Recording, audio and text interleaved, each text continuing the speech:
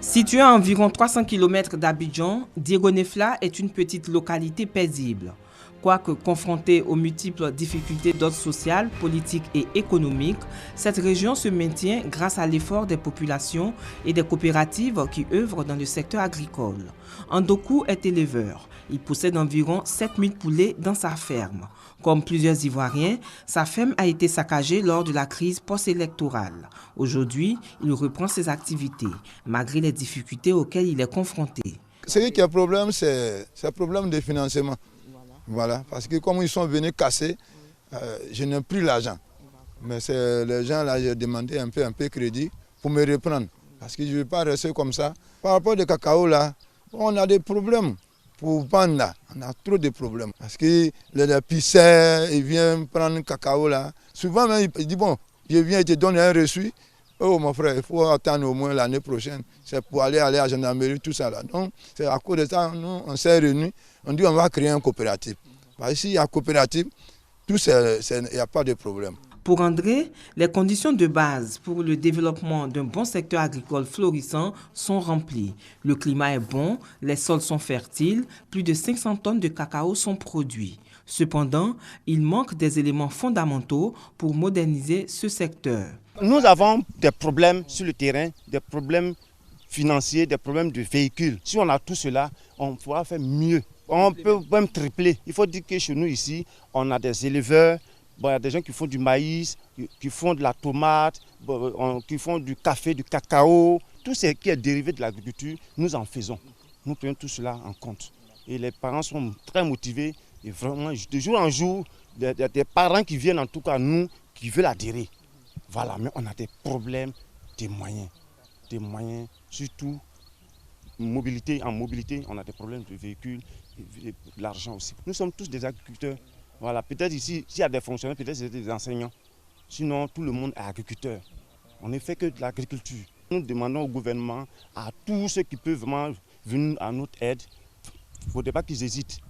Des arguments approuvés par Souleymane, qui selon lui produit à l'hectare plus de 10 tonnes de nouveau riz. Ici, bon, nous n'avons pas les moyens, mais nous faisons nos propres moyens. Parce qu'on veut un net. On veut un net par le gouvernement. Mais depuis on est en train de chanter, on crie, on s'organisait depuis 2004, nous sommes en organisation. Mais jusqu'à présent, on n'a pas assez de moyens. Je produis au moins 8 à 10 tonnes à l'hectare. Je fais un hectare. Cette année, mais je viens de battre mon riz avant-hier. J'ai eu plus de 10 tonnes à l'hectare, par mes propres moyens. Je suis sûr et certain que si on vient à mon net, je peux faire plus que ça. Sincèrement, nous avons besoin d'un tracteur, des motoculteurs, des maçonneries batteuses et aussi des financements pour pouvoir produire à temps. Parce qu'on arrive dans le mois de janvier, février, on veut d'abord les bas-fonds, on ne peut pas faire la mise en place par le manque de moyens. On est obligé d'aller courir par-ci, par-là, voir les femmes qui vendent le riz, qui ne connaissent pas le bas-fond et qui nous donnent l'argent et puis nous imposent un prix. Soit ils peuvent vous dire à 115 francs et vous êtes forcé à la récolte vous lui donnez.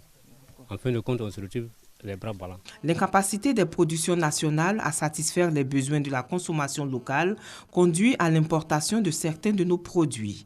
Ainsi, pour une production nationale de plus de 500 000 tonnes, les importations de riz en provenance des pays d'Asie s'élèvent à 900 000 tonnes en raison de l'incapacité des industries ivoiriennes à les transformer localement. Une politique que le gouvernement de Côte d'Ivoire veut rectifier.